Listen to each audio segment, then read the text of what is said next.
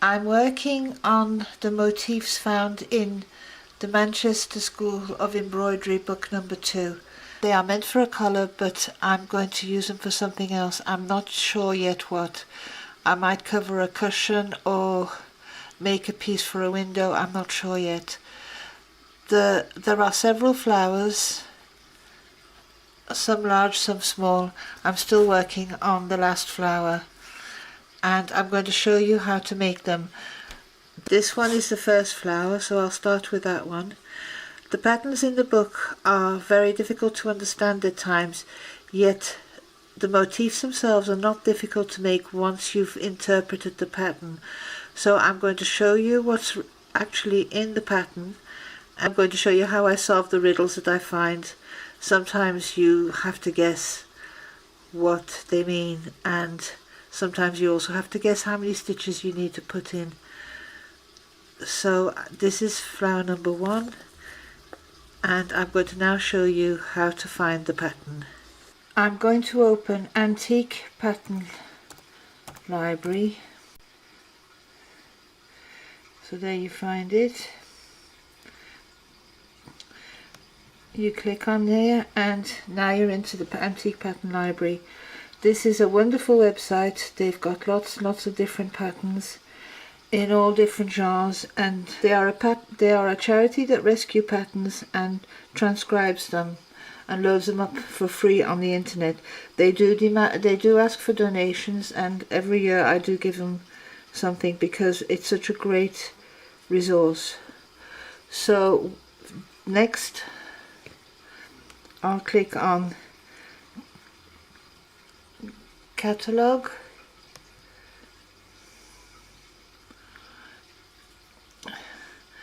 and there you've got a listing of all the different patterns. So different types of craft are described. There could be crochet, embroidery,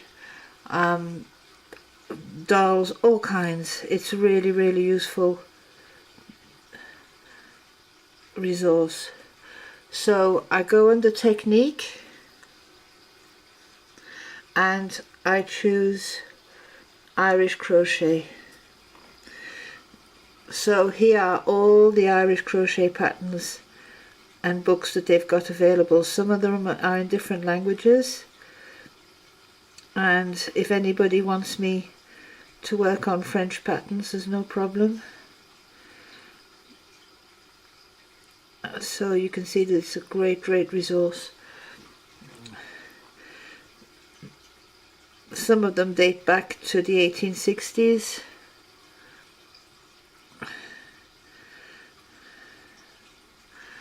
So the book I've chosen is this one here, Needlecraft Practical Journal, a practical journal descriptive and illustrative of Irish crochet lace, number 21, Manchester School of Embroidery. So this was published in 1910. So this pattern is over 100 years old. So I click on PDF, and here is the book.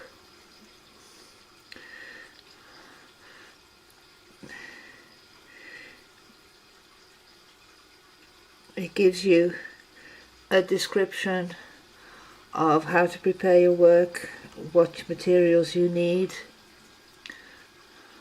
and it'll give you a description of the stitches. Just get rid of this. Gives you all the description of the different stitches, and these patterns are not difficult to do, but you do sometimes need to subscribe it. So this is the first flower. This is what I'm going to do, and this is the colour that it comes from. So if you read the pattern for the first flower, it says, wind some Harris padding thread 15 times round the mesh. Now a mesh is a shape, normally round, and it comes in various sizes. I tend to adapt the size of the diameter of the circle I want to create to the cotton I'm using. So I tend to use a pencil or another crochet hook, and that would be my mesh. It used to come, you used to be able to buy all these different sized meshes, so you knew which size you were going to use. Padding thread is, the padding thread I use is number 10 thread, and it says work 20 double stitches with the cotton thread into the ring, work a treble into each double and join. The first petal, this is where you come across your problems. Join on a cord made of 3 strands of the padding thread. I tend to use 4 strands of padding thread because I find it easier to have the double loop at the end. And it says work 6 double over the cord into the next 6 trebles on the ring. So that's no problem, that's straightforward. It says 3 double on the cord alone, turn the cord back, and that's where you tend to have a problem. What do they mean by turn the cord back? 3 double, 10 treble, 1 double on the cord, join to the first of the 6 double, 1 double on the cord. So here's the number 10 thread, and I'll take a good length of it, fold it over. It's about just under a yard that I'm using, and as I said, I tend to use 4 strands rather than 3 because it's easier to start the work.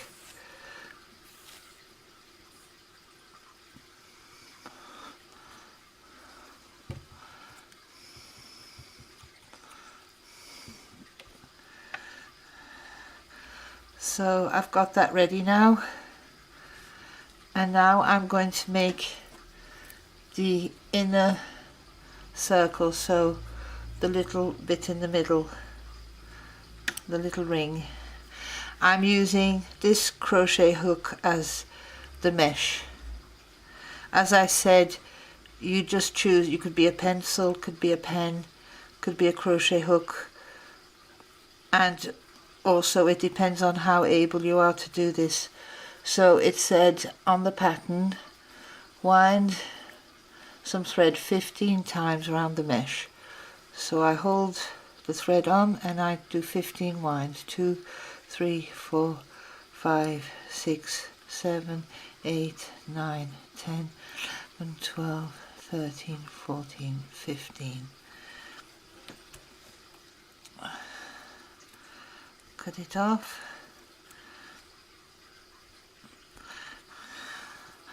I'm using number 40 thread for the minute. I'm finishing off all my old bobbins and rolls, and I'm using a 0.75mm hook. So here we're ready to start. I'm going to show you how to make a ring. This doesn't slide all that easily because it's rubber.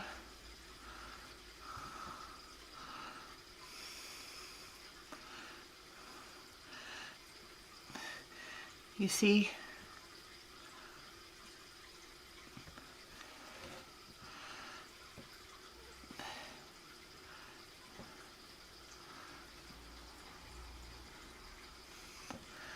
it says to make 20 double into the ring, so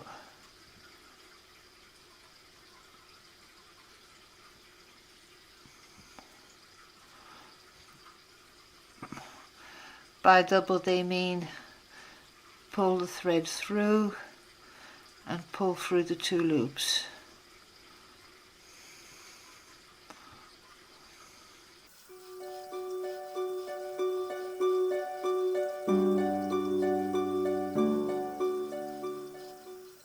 See where the little tail sprang loose? It doesn't matter, I'll be cutting that off later.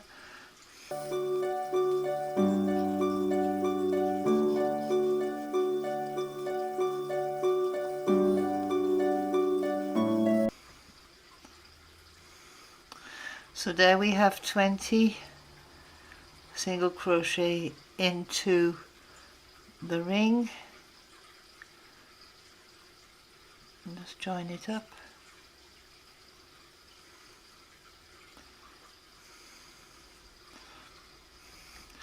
And now we're going to make 2 treble. It says 2 treble into each double, so we're making 2 double crochet into each single crochet on the first round. So I'll start off with 3 chain for 1 double crochet, and to make a double crochet you wind the thread round the hook, stick it into the stitch, pull the thread through, pull the thread through a second time, pull the thread through a third time. So that's what they call a treble and we tend to call a double crochet. So now I make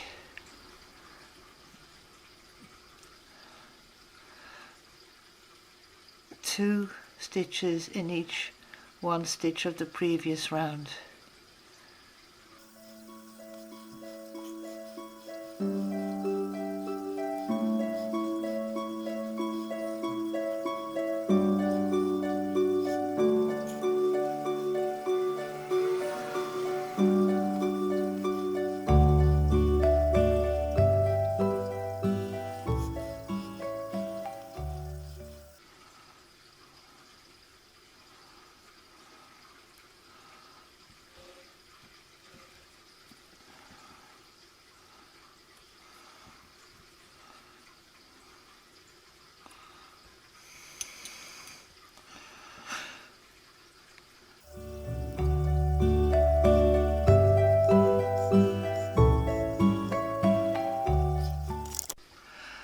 I'm at the end of the round now, so I just make a slip stitch into the top of the first 3 chain I made.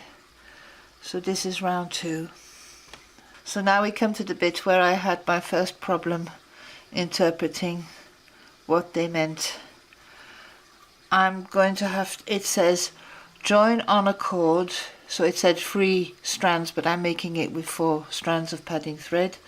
And it says work 6 double over the cord into the next 6 trebles on the ring. So to attach the padding, I just put the 2 loops onto the hook, pull through the thread, and then it says make 6 double into the next 6 trebles. So they mean a single crochet into each double on the previous row. So 1, 2, 3. So when you're working with padding, you stick into the stitch around the threads, pull it through, and the padding is incorporated into your stitch.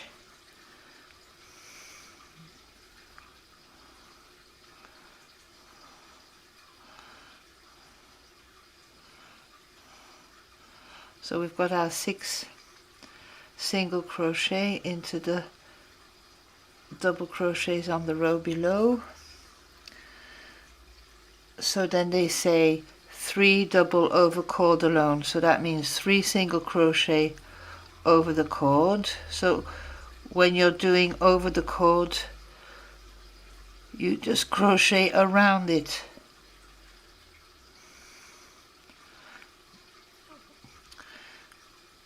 And then this is where I had a problem. It said turn the cord back, and I just couldn't figure out what they meant.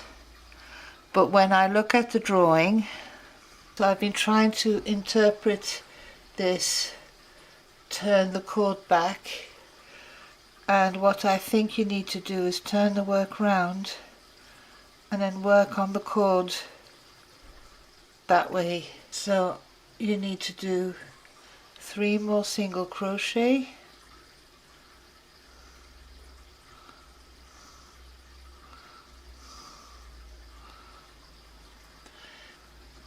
10 treble, so that's 10 double really.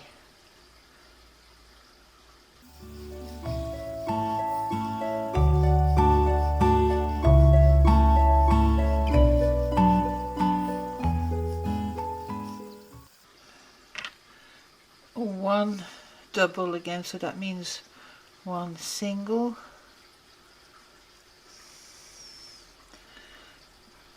and join to the first of the 6 doubles, so that would be this one here.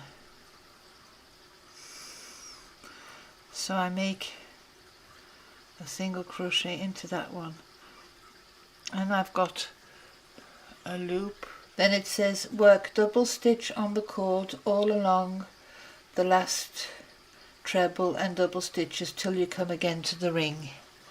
So I turn the work round, and I'm going to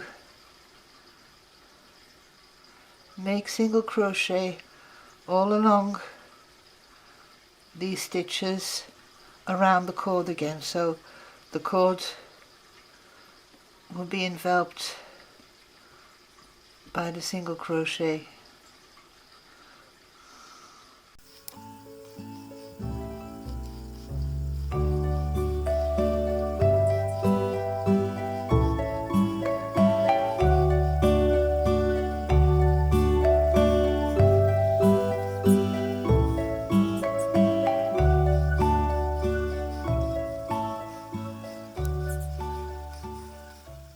So now I make a single crochet in the first stitch on the center, and now it's a question of pulling the cord and making sure that all the stitches lie flat. So they want you to make 5 more petals on the ring. So I'll start again by the 6 single crochet on the cord, so there's one there already.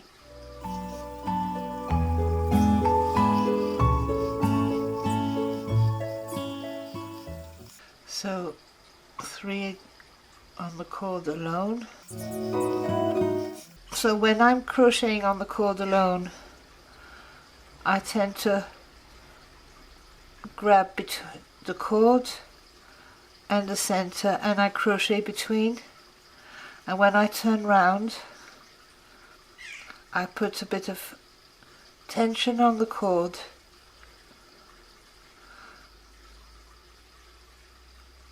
and then I'll crochet again, holding on to the cord and the center, and I crochet between the two. So 3 single and then 10 double.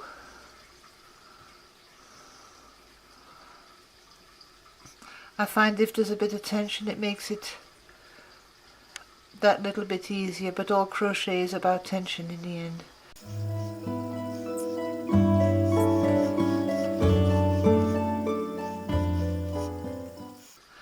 So one more over the cord, a single, and then attach it to the very first single that's part of this flower.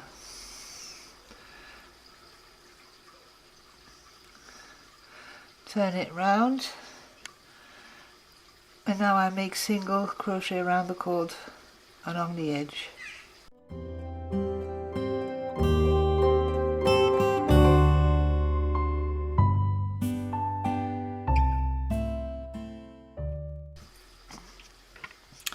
Again, I adjust the cord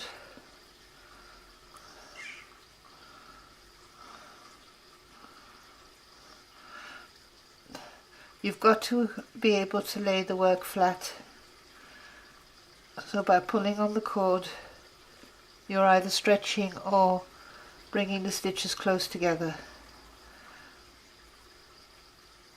So I'll make another 4 petals and then we'll make the stem.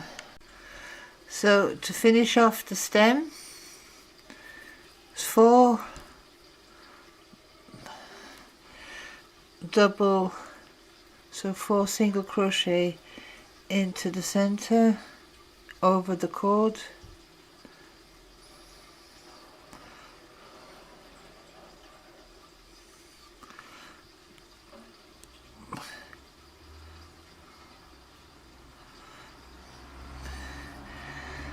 then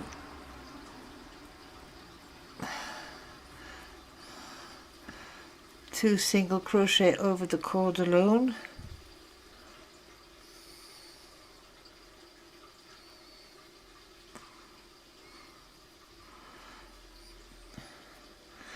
and 20 treble, so that means 20 double crochet over the cord alone.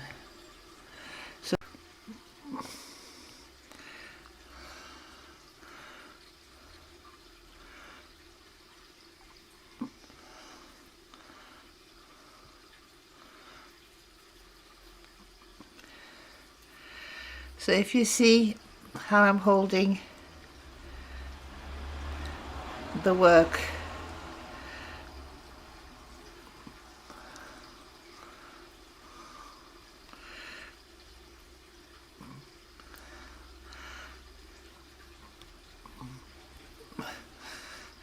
so I'm putting a bit of tension on the cord and try to make regular stitches.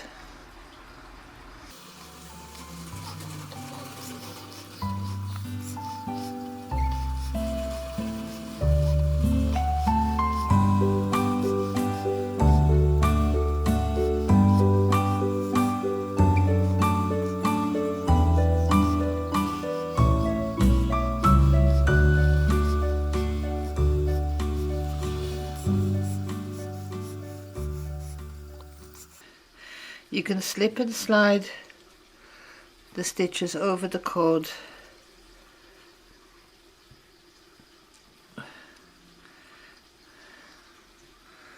So then they say, again it's a bit confusing, it says 2 double, 20 treble, 1 double over the cord alone, 2 double over the cord to turn, and 20 free double over the cord into the first double,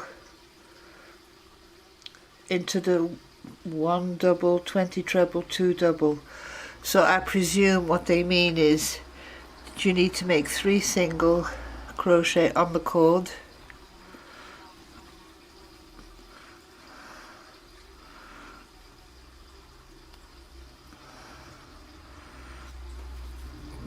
then they say turn,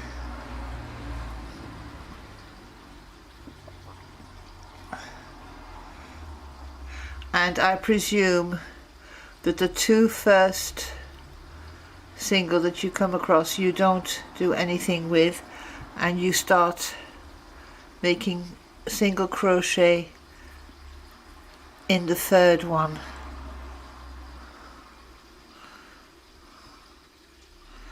And then work your way along, making 23, making single crochet over the stitches up to the center.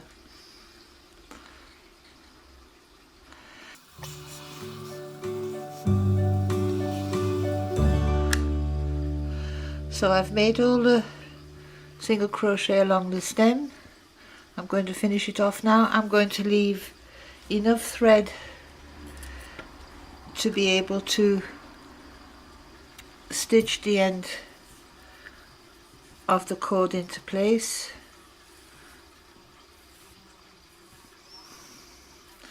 And as you can see, it's got a nice little turn to it, so I'm going to stretch it, and then I'm going to cut the cord off. The leftover cord I can still use to make rings or other small work.